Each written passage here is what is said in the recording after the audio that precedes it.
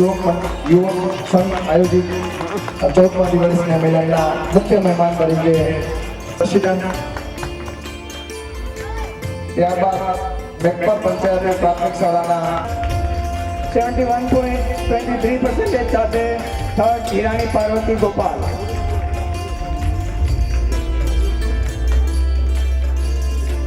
જો કોઈ કારણસર બાળકો હાજર ના રહેલ હોય તો એમના નાના અહીંથી એમનું સન્માન. 11ની અંદર કેરાઈ ભાગ્યશ્રી રામજી 72% સાથે ફર્સ્ટ ક્રમાંક મેળવે છે. કેરાઈ ભાગ્યશ્રી રામજી. સેકન્ડ નંબર સાથે હિરાણી પ્રિયા રવજી. ત્યારબાદ ધોરણ 11ની અંદર હાલાઈ મિત્તલ લક્ષ્મણ 60% સાથે ઉત્તીર્ણ થાય છે. હાલાઈ મિત્તલ લક્ષ્મણ.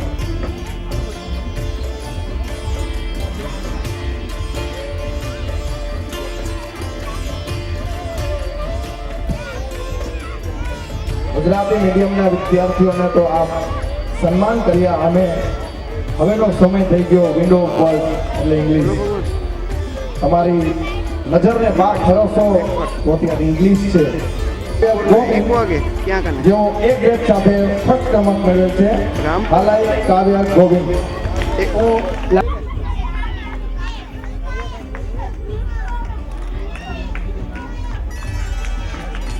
ત્યારબાદ સ્ટાન્ડર્ડ ફર્સ્ટની અંદર ફર્સ્ટ ક્રમાંક હાલાઈ જયદીપ શિવજી. હાલાઈ જયદીપ શિવજી જેઓ એક ગ્રેડ સાથે ઉત્તીર્ણ થાય છે. સ્ટાન્ડર્ડ ફર્સ્ટની અંદર સેકન્ડ નંબર પટેલ દિવ્ય હરનીશ. પટેલ દિવ્ય હરનીશ એ ગ્રેડ સાથે સેકન્ડ નંબર પટેલ દિવ્ય હરનીશ. ત્યારબાદ સ્ટાન્ડર્ડ ફર્સ્ટની અંદર થર્ડ ક્રમાંક હાલાઈ પ્રિયાંક રમેશ જેઓ એ ગ્રેડ સાથે ઉત્તીર્ણ થાય છે. નાના બાળકોને તાળીઓના નાદથી વધાવજો.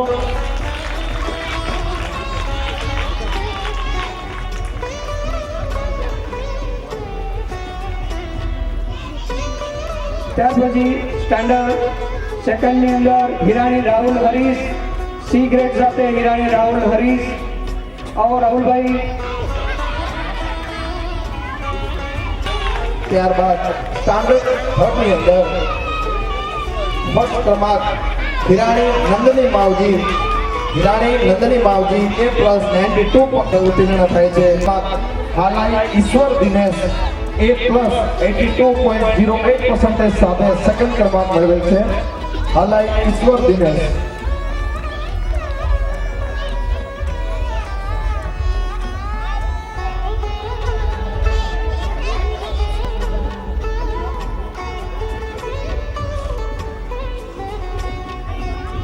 ત્યારબાદ સ્ટાન્ડર્ડ થર્ડની અંદર થર્ડ ક્રમાંક હાલાઈ કિંજલબેન હરજી જેઓ ગ્રેડ બી સાથે ઉત્તીર્ણ થાય છે.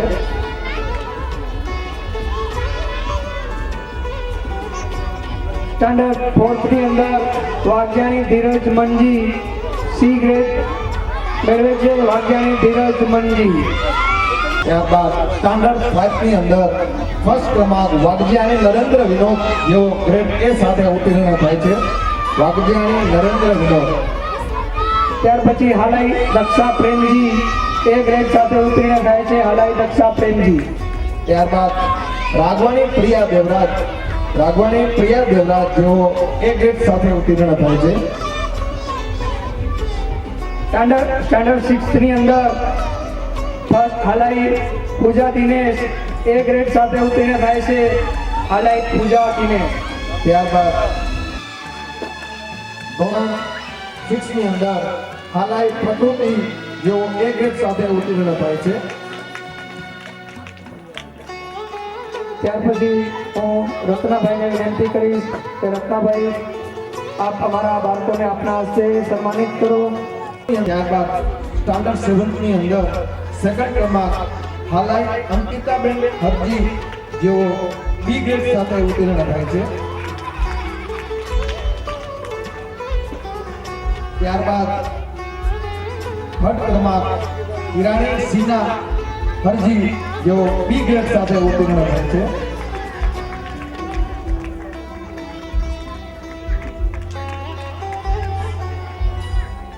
સ્ટાન્ડર્ડ 8 ની અંદર ફર્સ્ટ ક્રમાંક વાઘજાણી હસ્પિતા ઘનશ્યામ 84%.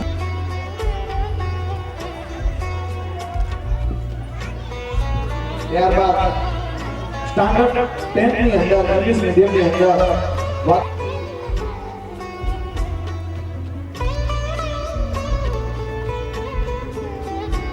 ત્યારબાદ ગુજરાતી મીડિયમની અંદર ધોરણ 10 ની અંદર ફર્સ્ટ ક્રમાંક હિરાણી જગદીશ રૂડા 92.87 ફર્સ્ટ ક્રમાંક મેળવેલ છે. કમનસીબ કહેવાય તો આ બાળકને વધાવજો. હિરાણી જગદીશ રૂડા 92.87% સાથે ફર્સ્ટ ક્લાસ. ત્યારબાદ હાલાઈ જીતેન્દ્ર નારાયણ 78.60% સાથે સેકન્ડ ક્રમાંક મેળવેલ છે. ત્યાર પછી ધોરણ 10 ની અંદર થર્ડ હિરાણી અશોક પ્રેમજી 70.50% સાથે થર્ડ હિરાણી અશોક પ્રેમજી. ત્યારબાદ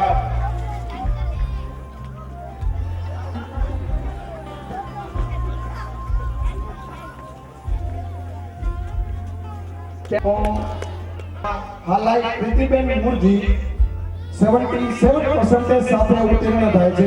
ખૂબ સરસ તાલીઓના નાદથી આ બેનને વધાવજો. હાલાઈ પ્રીતિબેન મુરજી. ધોરણ 12 ની અંદર સેકન્ડ વાઘજાણી ધનવંતીબેન પ્રેમજી 71.42% સાથે વાઘજાણી ધનવંતીબેન પ્રેમજી. ત્યારબાદ ભંડેરી નીતા નારાયણ જેઓ 70.86% સાથે થર્ડ ક્રમાંક મેળવેલ છે. ભંડેરી નીતાબેન નારાયણ. ત્યાર પછી હાલાઈ આશિકા સુરેશ 64% સાથે હાલાઈ આશિકા સુરેશ. ત્યારબાદ હાલાઈ ડિમ્પલ લાલજી 64% સાથે ઉત્તીર્ણ થાય છે. હાલાઈ ડિમ્પલ લાલજી. ત્યાર પછી વાઘજાણી લક્ષ્મીબેન માવજી 61% સાથે વાઘજાણી લક્ષ્મીબેન માવજી. ત્યારબાદ હાલાઈ ચંદ્રિકાબેન દેવજી 63% સાથે ઉત્તીર્ણ થાય છે. હાલાઈ ચંદ્રિકાબેન દેવજી.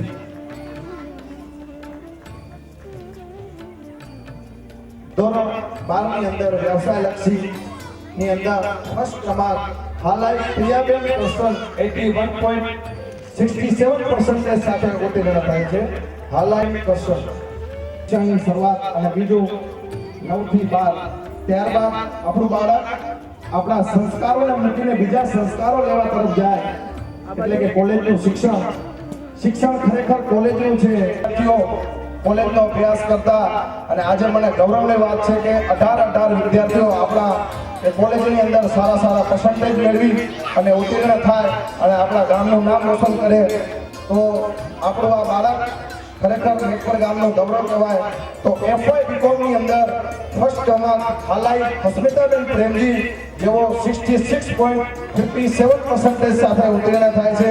ખરેખર આ બાળકને હાથથી વધાવજો. ની અંદર હિરાણી મીનાકર્ષણ ફર્સ્ટ હિરાણી મીનાકર્ષણ 60.43% સાથે હિરાણી મીનાકર્ષણ.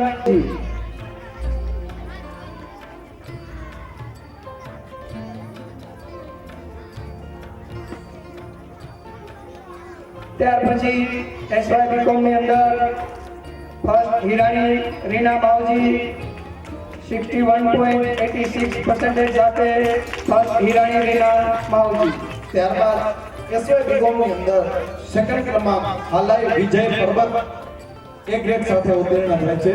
હાલાઈ વિજય પરબત. ત્યારબાદ એસવાય બીકોમ ની અંદર હિરાણી દેવેન્દ્ર પ્રેમજી ગ્રેડ બી સાથે ઉત્તીર્ણ થાય છે. ત્યારબાદ ગજેન્દ્ર રાજેશ વેલજી ગ્રેડ બી સાથે ઉત્તીર્ણ થાય છે.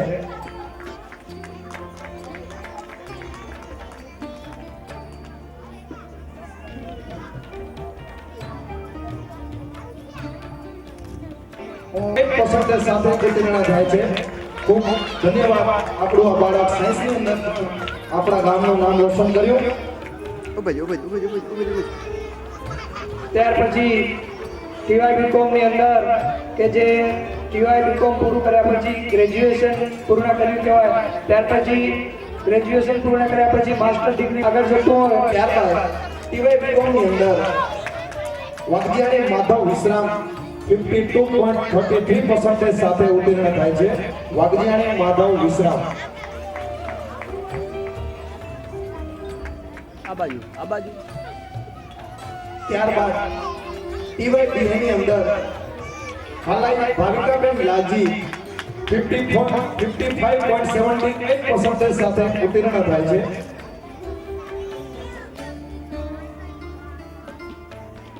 ગ્રેજ્યુએટ પૂર્ણ થાય ત્યાર પછીનો પોસ્ટ ગ્રેજ્યુએટની ડિગ્રી એટલે કે MA ની અંદર આપણા ગામમાં મારા ખ્યાલ પ્રમાણે લગભગ પહેલું અથવા બીજું બાળક હોઈ શકે તો આ બાળકને તાળીઓને નાદથી વધાવજો.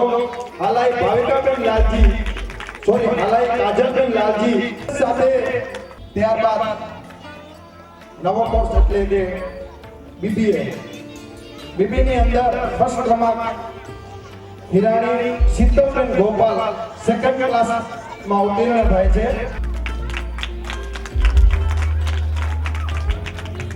આ બાજુ 68.20% સાથે હલાઈ અમૃત કેસરાભાઈ. ત્યારબાદ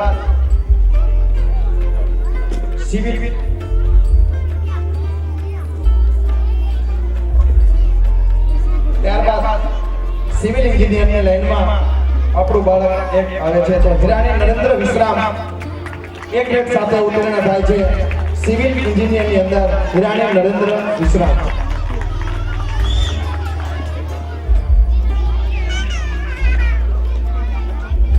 ત્યારબાદ મિકેનિક એન્જિનિયરિંગની અંદર હાલાઈ સંજેશ હરજી જેઓ બી ગ્રેડ સાથે ઉત્તીર્ણ થાય છે. હાલાઈ સંજેશ હરજી. શિક્ષણ સાથે રમત વિરેન વિશ્રામ જેઓ જિલ્લા કક્ષાએ પોતાનું રહેલી તાકાત બતાવી એવા હિરાણી હિરેન વિશ્રામ તાલીઓના નાદથી આ બાળકને વધાવશું. રમતવીરોને આપના હસ્તે સન્માનિત કરો.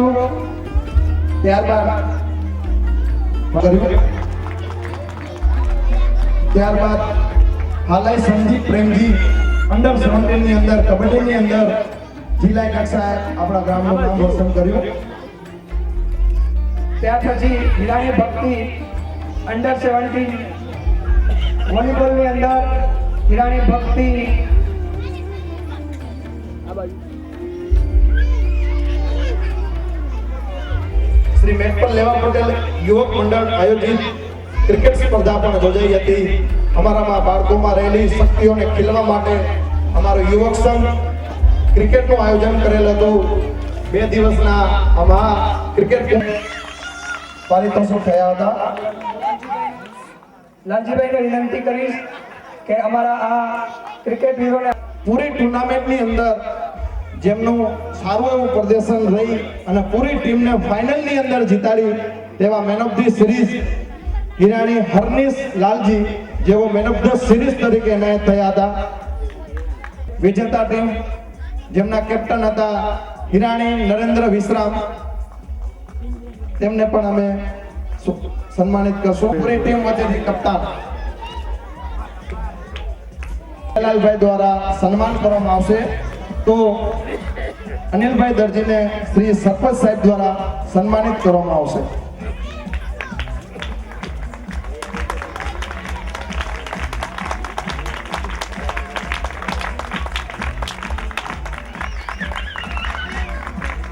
ખૂબ સરસ.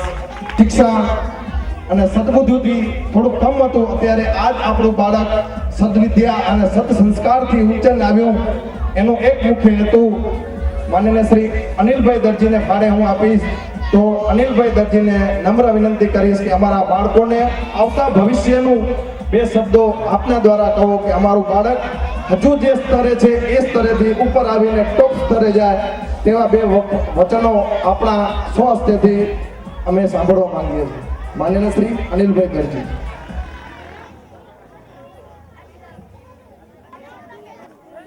લેવા પટેલ સમાજના શ્રેષ્ઠીઓ,